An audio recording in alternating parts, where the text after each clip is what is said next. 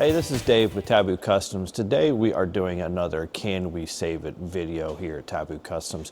The Jeep behind us is a 2000 TJ. We wanted to show you this for two reasons. One, this is a Jeep that, we see them out there right now. We see them out there and they can be $1,200, $1,500. So we want to show you what you need to look out for if you're buying one of those Jeeps, because this one has a lot of problems with it that if you buy it, you're going to be spending a lot of money one way or the other. Second big thing we wanted to talk about and look at with this Jeep here is that this Jeep, when we get asked a lot of times about doing frame swaps, this is a Jeep that's probably on that edge. You know, do a frame swap, not do a frame swap and repair it, or scrap it. So we wanted to look at that and talk about that. Let's take a look at the Jeep real quick and we'll show you what we're dealing with. Okay, first I'm going to try to do a quick walk around and then we'll talk a little bit more about the frame, whether to do a frame swap or not. What we have done here with this Jeep already is we've already gone and needle scaled it. We're actually going to be doing coatings on this Jeep in the end, so we do the needle scaling to make sure we get all of the scale off so we can get our rust converter and then our rust encapsulator and then the fluid film on there and be as effective as possible. So it also points out all of the areas that are issues, because a lot of times they'll be hidden by all that rust and scale. So let's take a quick walk down through here. Actually, and a lot of this on the TJs is pretty common.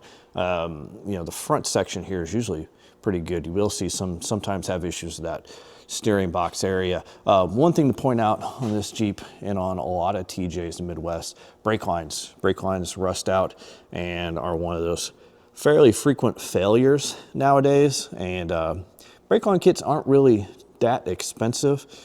We've ended up installing several here in the last year. So anyway, going down through here, you can see not too bad. Even this front control arm area for the axle, not too bad. But when we get to this point, you can see how bad this is. Obviously, we've already removed transfer case skid plate. Transfer case skid plate was actually unreusable. We typically can go in and just this section here is usually rusted out and we can repair that. This one was unrepairable, so we ended up buying a new one. And you'll notice that there's no holes. The second and third holes are gone.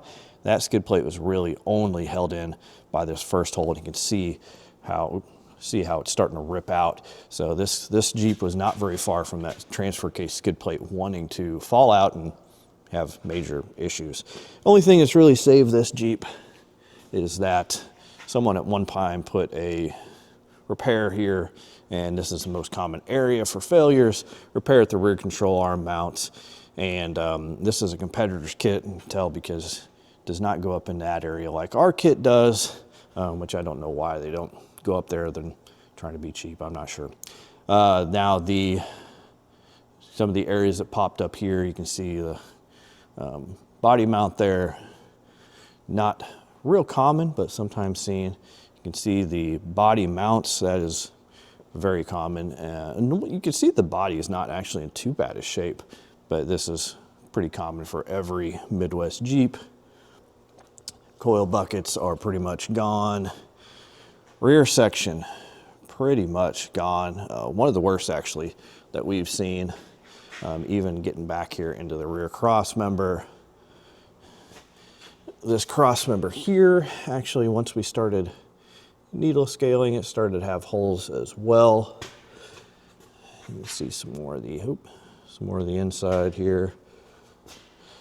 And then getting back over to this other side, just as bad. One thing you have to watch for too on really bad TJs is this rear track bar mount can break loose. So we'll be putting a kit on for that. And we have kits for pretty much all of these areas except for this upper coil bucket. That's not one that we make currently, but then you can kind of see the rest of this frame. All right, so that is the Jeep. Now, the big question, as I talked about earlier, frame repair versus frame swap. This one is on the edge, and the reason for that really is that we know we're already gonna have to remove the body. So that's one big thing connected to the frame. You always have issues with the body mount bolts. Even on Jeeps that we see that look great, we usually still have one or two that won't come out because they're just rusted up in there. You can't see them, you don't know. So that's always an issue. And that brings me to the biggest issue that we have with doing frame swaps is that with these Jeeps like this, you've got hundreds of bolts you're gonna have to touch, or 100 bolts you're gonna have to touch. There is a good number of those that are not going to come out clean. You're going to have issues with them.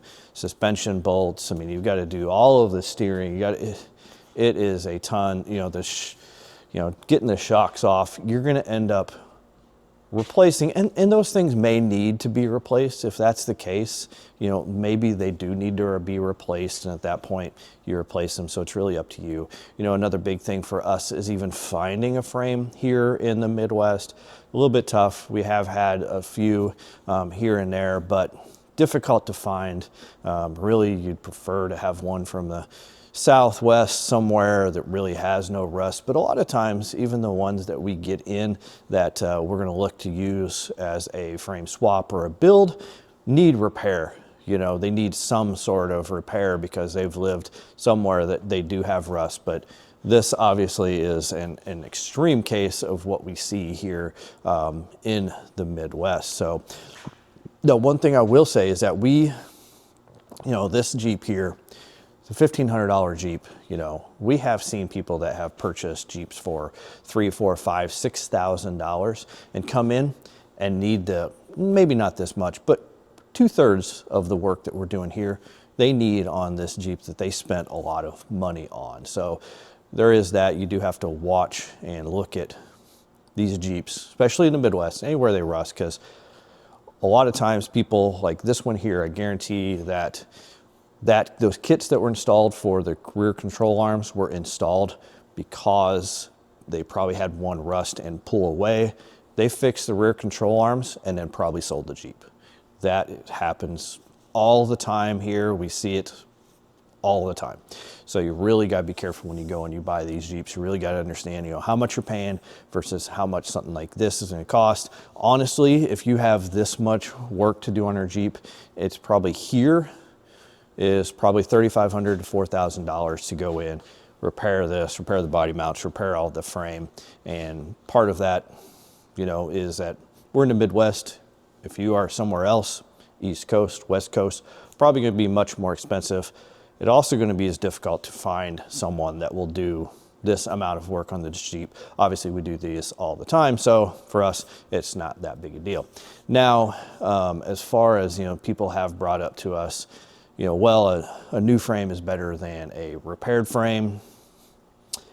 It could be. It really somewhat depends on who you've got repairing it.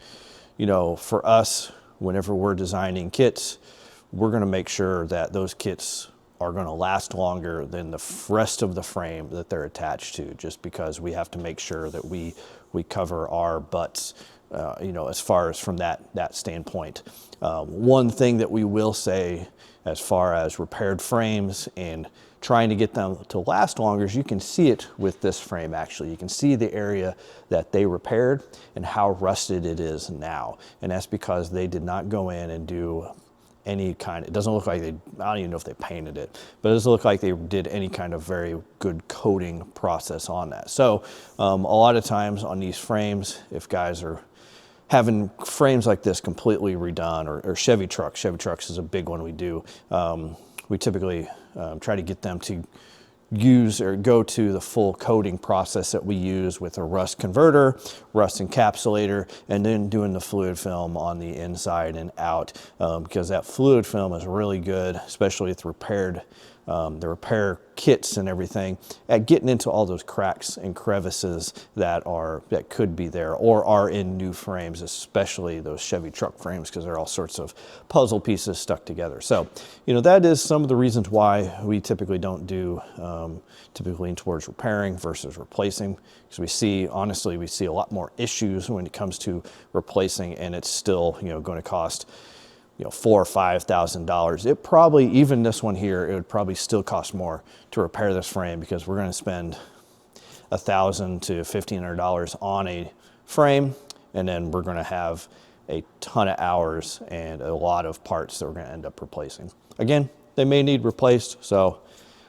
you know, that's the decision you've got to make. If you've got questions on this, feel free to ask us here or contact us on our website. So what we're gonna do now is we're gonna go in, we're gonna go ahead, we're gonna get this repaired. We'll come back and we'll show you what it looks like here once we have it completed. All right, well, here we go. We've pretty much got, well, we do have everything completely done. Now the frame's gonna look all new and shiny because we've gone through, we've done our needle scaled the whole frame. We did our Eastwood rust converter. We did the Eastwood rust encapsulator plus over top of that. And then you'll see we have fluid film sprayed heavily on the inside and all over the outside of the frame and actually the underside of the body as well. So let's get into the repairs. Now, for the repairs, as I mentioned, as far as the cost, this one ended up being about $4 grand with the things we had to repair. He added on a few other things like a tire carrier and different things in the back that added to that. But as far as like what this Jeep really needed to be decent, you'll see, you know, new shocks, rear shocks on this were completely blown, all new brake lines, front to rear. We actually ended up having to do a right front caliper as well because that one, the bleeder would not come loose. Someone had already done the left front before, you know, relatively recently. You can see new transfer case skid plate because this one is just completely gone. It was, we have our kit to repair this area out here, but this one, the lip out here was just gone and really can't be repaired at that point. You can see our center section kit, and all these kits will be in links in the description.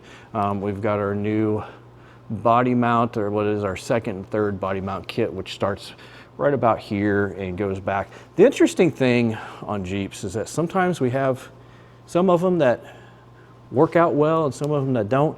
This Jeep is weird in that typically if the body mount second, third ones are gone, this one will also be gone. But on both sides, as you can see, that area is actually really good. It's very strange. Now, the stranger thing is that we went to take out the body mount under the grill. That bolt completely broke, had to go in, cut that out, replace that with a plate. And that brings us to one thing with these Jeeps. If you are purchasing a Jeep like this, while you can get kits for a lot of these things, oftentimes we run into things where we're custom making some parts. Like we have a little custom made part just for under that grill. We have not released it as a product. Eventually we will, but you know, sometimes you are going to run into those things where you may not be able to find that stuff. If you want to get a hold of us, we may have it. Good chance we do because we've probably had to fix it before. This area is another good example. You can see our kit ends here. However, the cheap kit they purchased, which when you buy these cheap kits, a lot of times they end right here, which is kind of crazy because the rust always goes forward to this. If you buy our kit, it goes from, you know, back there too, but it goes up to pretty close, just past, I believe, that hole right there in that section. So these kits ended up here, so we ended up making custom pieces for this area. And then obviously, as you saw back here at the rear of the frame, ended up doing a lot of repair at the rear. New upper coil buckets, new track bar mount from us, and then our kit for the rear of the TJ frame. We also ended up doing the lower coil bucket here, which is a kit from us as well. In addition to that, the upper control arm mounts on the axles did have some issues, some rust through, so we repaired a couple areas in those as well, which again, those were just custom pieces that we had to make up. So that was pretty much, I think, most of the repairs. As you can kind of, oh, I take that back. We had to do a brand new front fuel tank cross member as well. So not entirely common to need to do, but sometimes we do see those where they will rust out, and typically they'll rust out on the ends there. We currently don't have that product as well on the market, but we do have drawings of it that we can right now custom make. Eventually we'll get that out there, but we're still kind of in the process. What we typically do is make several of them, install them. Once we're really happy with them, we do try to push them out after that. So that'll pretty much do it for this Jeep and the Can We Fix It. This customer now is going to take, and actually he's going to keep doing a little bit more work to it. I think he's going to put a new top on it and some other things and start trying to enjoy it. So we thank you for watching. As always, a like or subscribe is greatly appreciated. And again, as I mentioned, you can find all the links to our kits in the description, or you can visit our website, taboocustoms.com.